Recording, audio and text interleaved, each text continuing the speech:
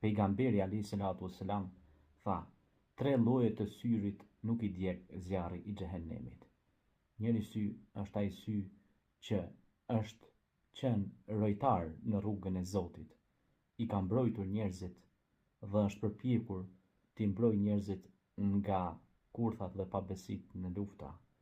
Ai sy pra që ka bërë roje për t'i mbrojtur besimtarët, për t'i mbrojtur ata pra që të mos humbasin.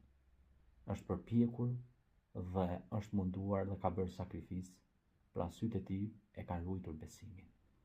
Dhe syri i dytë është ai sy që ka lutuar vetëm për hir të Allahut xhaleshanuhu dhe ka lutuar me frikë dashuri ndaj krijuesit të vet. Dhe syri i tretë është ai sy pra që është ruajtur nga gjinahi, nga harami. Andaj, të kemi parasysh se këta 3 lloj sysh, çfarë pozite të lartë do të kenë tek krijuesi. Pra syri që bën roje, t'i mbroj besimtarët, fëmijët, gratë, njerëzit e drejtë. Dhe ai sy që pra qanë vetëm për Zotin, luton pra vetëm për Zotin me dashni. Dhe ai sy që i shmanget shikimit pra haram.